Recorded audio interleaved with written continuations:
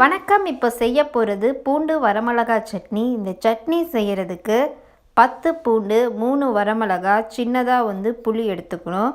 ஒரு அரை மூடி துருவின தேங்காய் எடுத்து வச்சுருக்கேன். ஒரு கடாயில் 1 டீஸ்பூன் எண்ணெய் சேர்த்து, எண்ணெய் சூடான உடனே பூண்டை சேர்த்து நல்லா வதக்கிக்கணும்.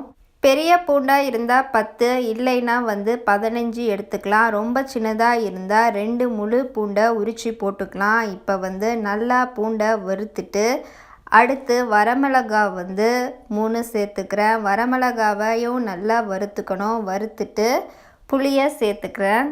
தேங்காய் சேர்த்து 1 நிமிஷம் நல்லா வறுத்து விடணும்.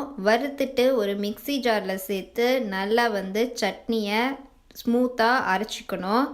இப்போ தேங்காய் சேர்த்து சிவக்க வறுத்தாச்சு. மிக்ஸி ஜாரில் சேர்த்துடுறேன் எல்லாத்தையும். இப்போ ஒரு 1/4 டீஸ்பூன் உப்பு சேர்த்து அரைச்சி சட்னி ரெடி ஆயாச்சு. இந்த பூண்டு சட்னி இட்லி, தோசை, அடை தோசைக்கு சைட் டிஷ்ஷாக ரொம்ப நல்லா இருக்கும். இப்போ ஒரு கடாயில் 1 டீஸ்பூன் எண்ணெய் ஊற்றி கடுகு, கடலைப்பருப்பு, கருவேப்பிலை தாளித்து சட்னியில் சேர்த்துட்றேன். வரமிளகாய் பூண்டு சட்னி ரெடி ஆயிடுச்சு. இந்த வீடியோ பிடிச்சிருந்ததுன்னா சேனலை சப்ஸ்கிரைப் பண்ணுங்கள். தேங்க்யூ.